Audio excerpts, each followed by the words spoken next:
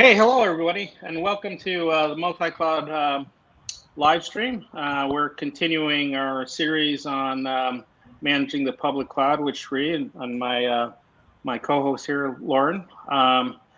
We're going to continue this is a part of a three-part series. So this is part 2 of 3, and then we're going to do these, continue to bring these to you every Tuesdays and Thursdays at 10 a.m. Pacific. Hey, Lauren, you want to introduce yourself, and then we'll turn it over to Sri and go from there, and anything anybody else wants to introduce. Yeah, thanks, David. So as you mentioned, this is part 2. So if you didn't get a chance to see part 1, we covered how to gain visibility into your multi-cloud costs, your budgets, and forecasting with Cloud Health. So you can check that out on our on-demand replay playlist. But we'll let Sri introduce yourself as well in case you didn't see that video. Yeah. Hey, Sri.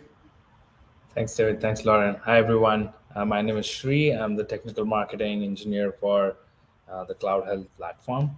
And today I'll be showing you compute reservations, what they are and why you should care about them, and how Cloud Health can help you in managing those.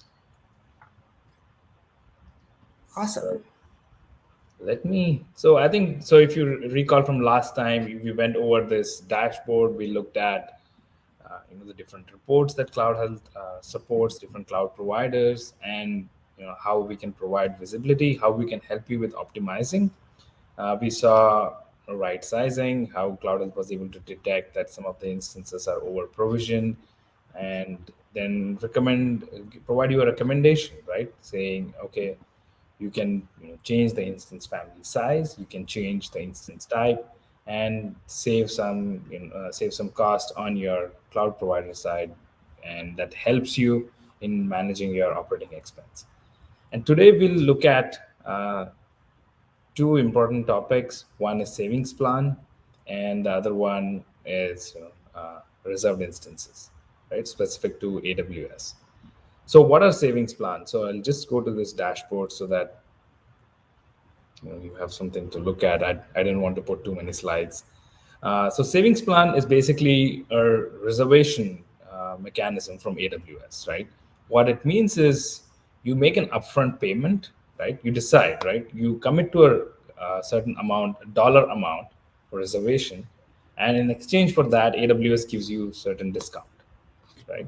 So it can go up to 72%, right, in some cases, and that number varies, but it's just making an upfront commitment instead of on-demand usage. So what AWS does is they have an on-demand pricing, which is pretty standard, right? If you go log into your AWS portal, you click on launch an EC2 instance, and if you just use that, that's on-demand pricing, and that's what you would see at the end of the month. And then you have savings plan and reserved instances, and I'll go over slightly the difference between these two. But essentially, both of them require you to make an upfront commitment in exchange for a discount. So when would this be useful? Let's say you are committed to using your apps on AWS, and you think that, okay, we are going to keep this application up and running for 1 year, or up to maybe 3 years or longer. And that's when you decide, okay, savings plan makes sense, because if you know that you're going to be on AWS, you're going to use EC2 instances and Lambda functions. Why not, right? Why not get the benefit from this? And that's where it gets, that's pretty simple, right? And now the complicated part is, how do you manage this? And that's because AWS offers different combinations of these savings plan and also reserved instances, right? So reserved instances are the older version, and savings plan is the newer version. And we'll first look at savings plan, and then I will come back to reserved instances and why one is better versus another. So over here, as soon as I come to this page, right, within Cloud Health, you will see all the different combinations that AWS offers. In general, AWS offers you a 1 year or 3 year payment plan. So you can commit for 1 year usage, or you can commit for 3 years worth of usage. And then you can choose to make no upfront, which would be just making a commitment, but you would still be eligible for the discount, right? It might not be huge, but it's still more than what you would be paying for you'd save more than what you'd be paying for on demand. Next is partial upfront payment. So you just make a partial payment. You don't make the full commitment payment. And then finally, it's the all upfront payment, right? So you just pay everything upfront. And that's where you receive the biggest amount of discount from AWS. And this concept is same across savings plan as well as RIs. So now where does savings plan and reserved instances, right? I'm just going to refer to as RIs. How do they differ? So in case of reserved instance, it was a bit more complicated, and AWS has tried to make it simpler by listening to customer feedback and closely working with them. And they've figured out that in case of reserved instances, there were two types, right? There was a regional reserved instance and there was a zonal reserved instance. And if you know, within AWS, we have different regions. There is US East 1, US West 1, Asia Pacific, South, and tons and tons of regions, right? So with the regional reserved instance, what you do is you make a commitment, right, for a specific region. You say, I'm going to spin up my EC2 instances in, let's say, the North California region alone, right? And then you choose an instance family, right? And you choose an operating system, right? So let's say I choose Ubuntu as my operating system for EC2 instance. So that's what I'm covered for, right? Within that region, for that particular instance family and a particular OS, I can make, commit for usage, and I would get, similar discounts. And then we had zonal, which provided, more discounts in the scenario that now you pick a specific zone within a cloud provider, right? So every region within AWS has zones, right? You will have US East 1A, 1B, 1C, and you make a commitment to spin up the EC2 instances again, same criteria, same instance family, and same operating system. So what AWS did with savings plan, right? They took a different approach where they said, okay, you know what? Instead of making a per instance commitment, instead of saying I'm going to use 10 instances or 20 instances, make a dollar amount commitment, right?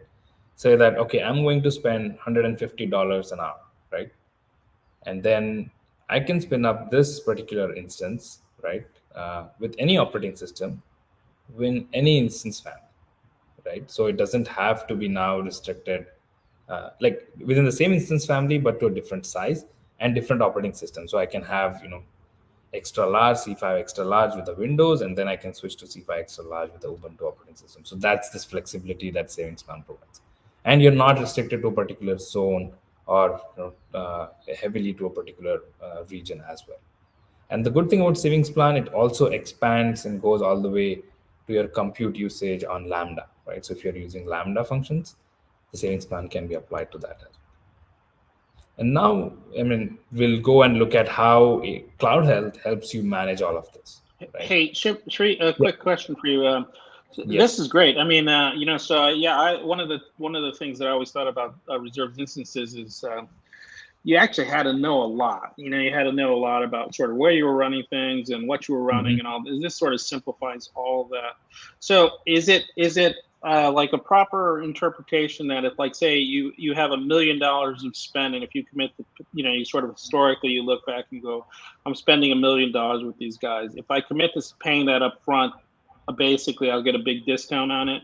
And, that basically I can do whatever I want. I'm just going to get a discount because I paid for effectively my run rate in advance. And so I'm going to get a big discount. If I go over, I'll pay more, obviously, and that sort of thing. As long as I hit that minimum spend, I get the discount. Exactly. So that's absolutely the concept, right? I make a payment, in exchange for a huge discount from AWS.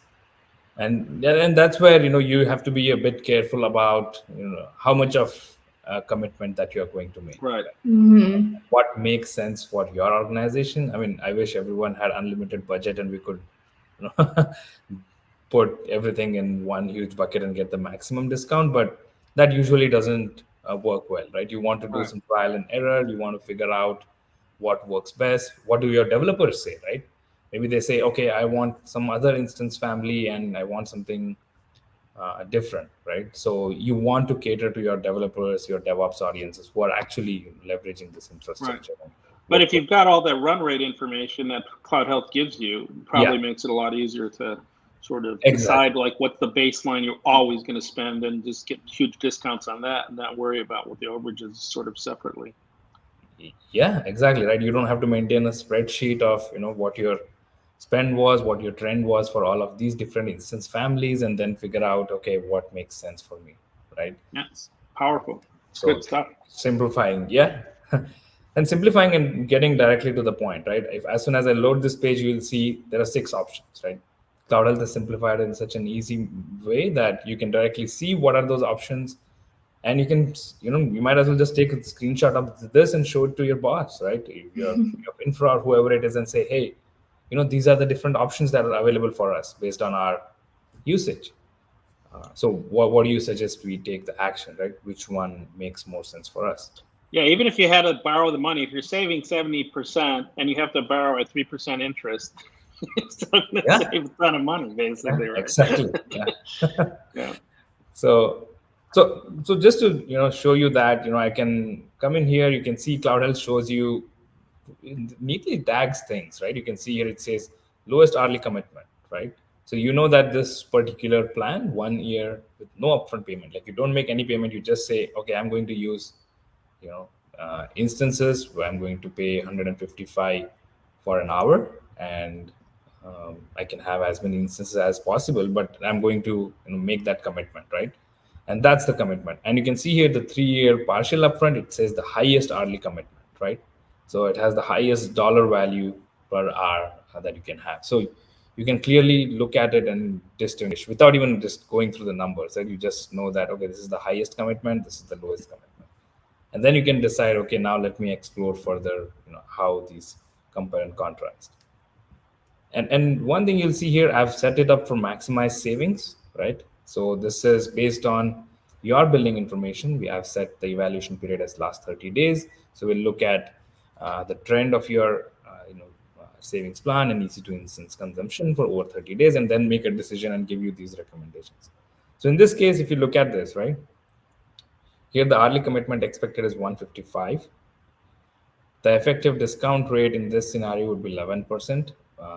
I mean, that's still good, right? You're not making any upfront payment. You're just saying, I'm going to use EC2 instance, and AWS already is giving you 11% off. And your coverage across your infrastructure with reserved instance savings plan increases to 92%. Means 92% of your EC2 instances compute resources are covered with savings plan. Means you're not only 7% or 8% is left with on-demand usage, which is pretty minimal, right? And that's a good thing to have. And finally, it shows you how much will you save at the end of the year, right? Lifetime savings. In this case, our lifetime is 1 year. At the 1 year, if you were to go with this plan within this account I'm in, I would save $171,000. So making no upfront payment, which is pretty cool, right?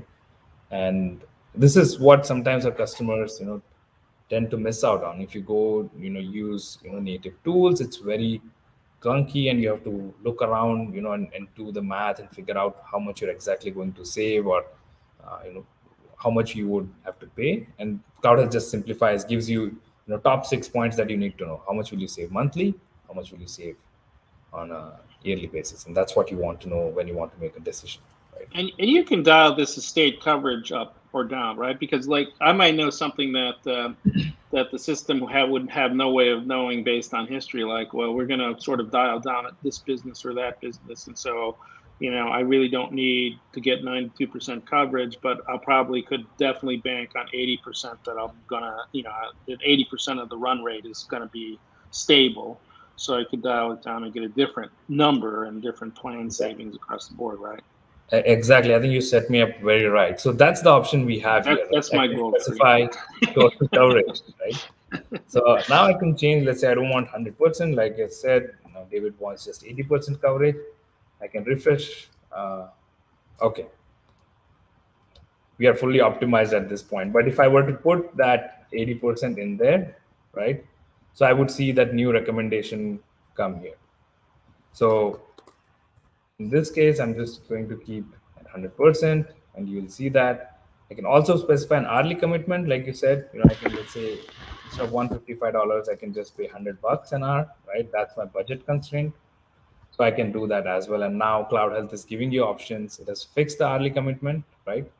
Obviously, your coverage is now reduced, because we are okay with that, right? We are maybe dialing down on some of the things. That's fine. And now Cloud Health has given you new numbers, right? It's $100 an hour, and you'll be saving 147,000. It's less. It was 170,000 before, right? But if you look at the 3-year all upfront over here, it's top at the bottom right, you'll see that an upfront commitment of 2.6 million, but the customer would save $2 million over 3 years, right? So you're almost getting the money back, right? You're just paying 500. If you look at the difference, it's just around $600,000, right? If you look at the total expense that you have. And in this case, you can see the effective discount rate is really high. It's 43%. So you're almost getting 40% off on the price, like if you make 3-year commitment. Sri, what happens if, for example, you don't meet the minimum monetary requirement or the commitment that you made? Yeah, so those are handled, in different ways with AWS, with reserved instance and savings plan. In case of reserved instances, there was a reserved instance. There is still a reserved instance marketplace, right? So if you go and purchase that, and let's say, okay, I'm not going to meet this requirement, you can use that and you can, sell it back to AWS. You can sell those reserved instances back to AWS. As far as I know, in case of savings plan, there is no such compute savings plan marketplace yet, right? Where you can take these instances and sell it back to AWS. So whatever you make the commitment, you have to use it within that specified time period. Because now in this scenario, AWS is giving you a lot of flexibility, right? Region flexibility, OS flexibility, instance size flexibility, which is a ton of areas that they have to look after. And whenever you make a commitment, AWS actually has to go and ensure that they have that much of infrastructure in their data centers ready for you to use whenever you are there, right? So I think they need some sort of insight into how you would be using it. Yeah, it's a good point.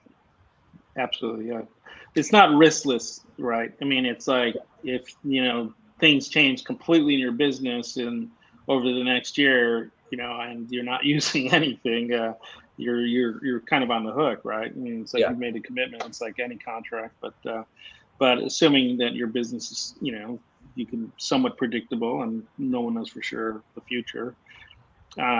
This is a great way to save a ton of money, basically. Exactly. I mean, if you're hesitant, to get into this, you can maybe start with 1 year no upfront, right? It requires no commitment from you. Right. You save, in this case, we modified our numbers. It's 15%. Why not say 15% and see how you feel? Most of the customers we have seen dial down, purchasing bigger savings plan during, last year's pandemic, because there was so much of uncertainty, right? And you just want to say, okay, let me just see for 1 year, how everything shapes, in what direction our business is going, where we are investing more or dialing down. So most of the customers went with 1 year plans, right? I mean, they chose between no upfront and all upfront, depending on where you are, what kind of business were impacted. Yeah. But they kept their, savings plan commitment smaller. And now that it's been more than 1.5 years, they know kind of where things are going, where they will head. So they're ready to some businesses which are gaining a lot of traction, travel and healthcare. They are now ready to make bigger commitments, right? 3-year commitments for their purchases. Can you still sorry, Lauren, go ahead. Nope, just saying that makes sense. And also why it's helpful to have a tool like Cloud Health, so you can see over time your usage and have that visibility, so you can better predict and forecast what your usage could be in the future, and then more easily estimate accurately what kind of savings plan you want to invest in. But that's and to that point, right? And Cloud Health does provide you with more information on how it came up with those numbers and how it was able to find that out, right? So if I look at the details now, it's fixed to $100 commitment. So it will show you what is going to happen before and after scenario if you were to purchase the savings plan, right? So you can see here it says currently you have 44%, which is pretty good coverage. We have with the existing savings plan within this account that I've set up. So if I were to use this, it would increase, the discount rate by 1%. I'm going to 45% overall discount, but my coverage is increasing almost by 4%. I had just 80 to 88%. Now I'm going to 92%, which means I'm going to save almost $55,000 a month, right? Which is pretty substantial when you look at it. and and you can also see from this graph as to how much of your on-demand usage will be covered. So all these spikes over here, David, these are showing us my actual on-demand usage. So this might be developers coming in, spinning up a VM, bringing it down, right? That's the usage that we have currently. Yeah. And the y-axis shows cost. It's dollar per hour, like how much are we spending. So you see here it's almost $1,200 an hour, right? So that's why now AWS says, okay, how much do you want to spend an hour? Instead of 1,200, I am saying that I'm going to spend $100 an hour, right? That's the commitment we give. But with that $100 an hour, right? That if you see here, it says applied commitment value. The font is really small, I guess.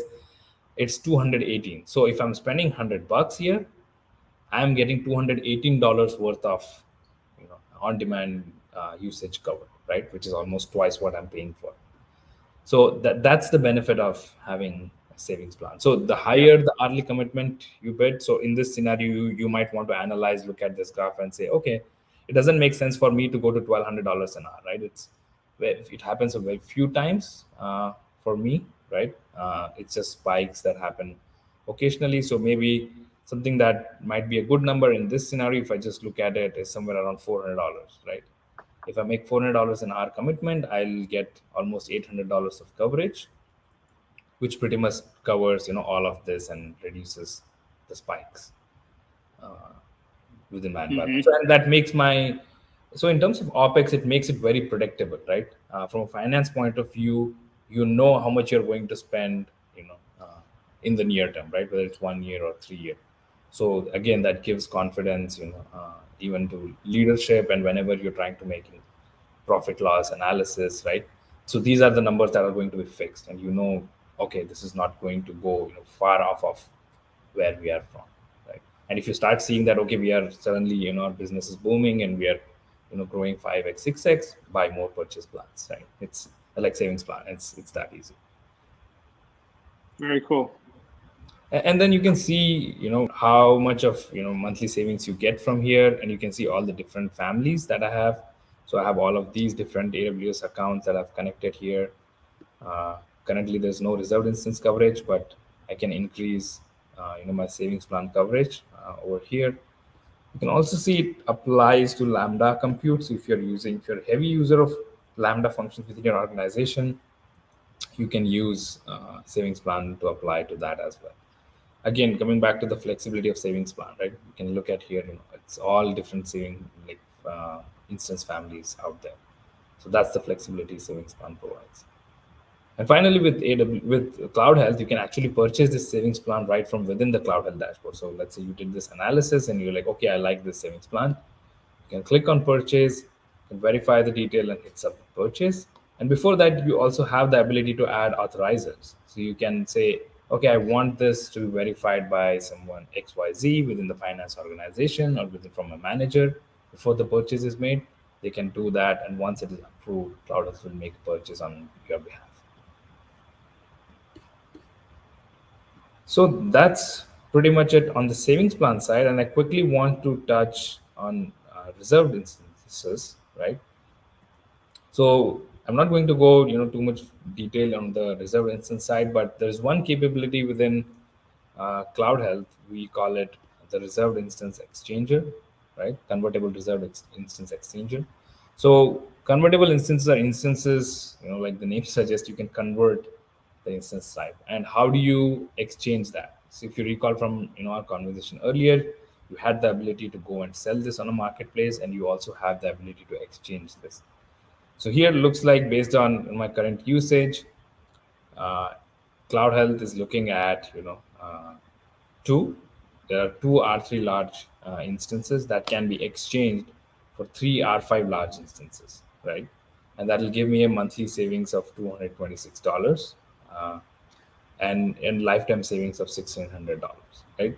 So this is just by using my existing reserved instances, right? I'm not doing anything over here. I'm just giving $42 extra, right? In exchange for the $1,700 savings, which kind of it's a no-brainer, right? And Cloud Health is looking at your usage as well, how you're using, what are the different type of instances you're using, and making a recommendation, right? So in this case, you have R5 large, you're getting a bigger instance, you're getting more utilization. So Cloud Health thinks that based on your current usage, you're just using not even just 1%, right? But based on your infrastructure, based on the assets that you have, EC2 instance running, Cloud Health predicts that you would use 84% of this reserved instance if you were to make that switch, which makes sense, right? So, and then, similar to that, you can also exchange right from within the Cloud Health dashboard. So I can select this, I can click on exchange, and I can exchange these two instances. Again, the same flow, you can have authorizers, approvers, and it goes through that.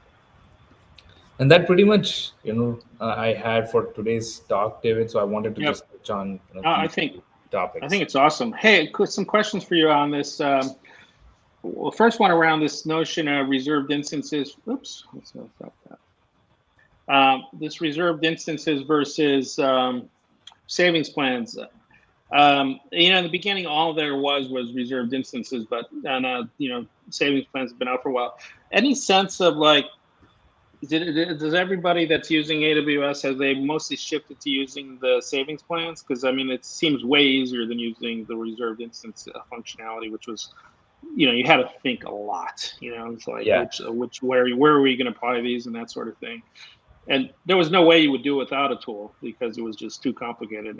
And Cloud Health simplified that tremendously. But even still, you still had to spend a fair amount of attention. This seems so much easier. What's your sense of folks moving over to something like this? So, I mean, to be honest, there are still customers who are using reserved instances, right? We encourage customers to move to savings plans, and AWS is also encouraging to move to savings plan just because, the model is so simpler. But let's say you are a customer who made a commitment to savings plan, let's say a year ago, reserved instance a year ago, right? Maybe you made a 3-year commitment. So you're still in that 3-year reserved instance period. So there are some customers who are in that, but let's say they want to buy new RIs. Instead of that, they are now switching to buying savings plan. So I think it'll be a few years before all of the RIs exhaust, and AWS owns no more RIs and people are not renewing them, and then completely shifting to savings plan. But savings plan is the way, AWS is going to go forward. And sorry, just a follow-up question to that. You mentioned Lambda and EC2, but from my understanding, savings plans only covers EC2, Lambda, and Fargate services, and whereas reserved instances also cover RDS, Redshift, Elasta services as well. Is that right? Yeah, so there is a priority. I mean, it's very nicely documented on AWS website as to how savings plans are applied, right? Savings plans are first applied to EC2 instances, right? At a zonal level, and then it's applied at regional level, then it's applied globally. Then if something is left, then it's applied to Lambda functions, right? Okay. So you can't say, okay, I want savings plan for Lambda functions, right? That's not an option for you to choose, right? So it's going to be applied in that particular priority order. Okay, that makes sense. If that makes sense. Yeah. Got it. Question for you about reserved instances on other platforms. So I know Azure has a comparable concept. How about all the other platforms? Do they all offer some notion of reserved instances? Yeah. So everyone offers, some form of reserved instance capability. So within Cloud Health, we do provide an optimizer on the Azure side, right? We look at your reserved instances on Azure, and we help you optimize those as well, similar to the RI exchanger that you saw earlier. And others are also getting mature, right? They are figuring out what their customers want, right?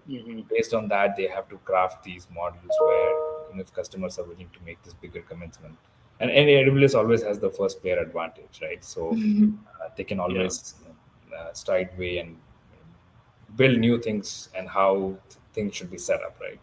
But the most mature in terms of offering, these kind of reserved instances and coverage across services would be AWS, and then Azure followed by Google and By the others, yeah.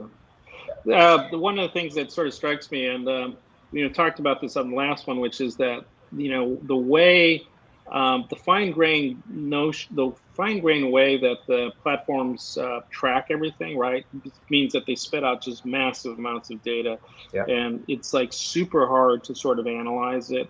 And if you start to then think about doing that across multiple platforms, they all do it differently. So, there's just no way you can do this kind of work without some sort of tooling to do it. It's just too complicated. So, this is awesome that the capability exists to do this. And again, it's this notion of sort of abstracting across all the clouds so that you have a common way of thinking about how you're going to get savings across all your different platforms. So that's awesome. That's an awesome capability in Cloud Health.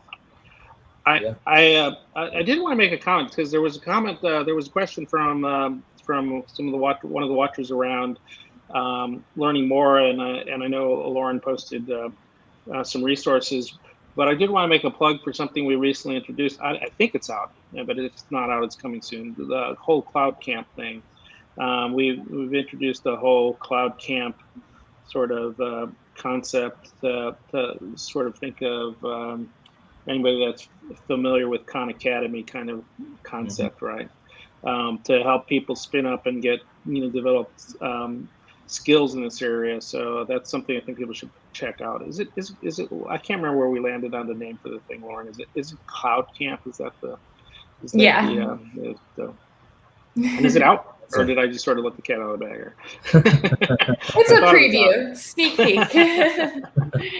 Exactly. Yeah, and if you are looking for additional resources on the YouTube channel where you can subscribe as well to know what is coming up and new demos that we have. But under the description in this session, we have a few resources listed as well, which goes into a little bit more detail on the differences between RIs and savings plans, as well as comparing reservation options across cloud providers, including AWS, Azure, and GCP. So those are good resources to check out that are hosted on the Cloud Health website. Yep.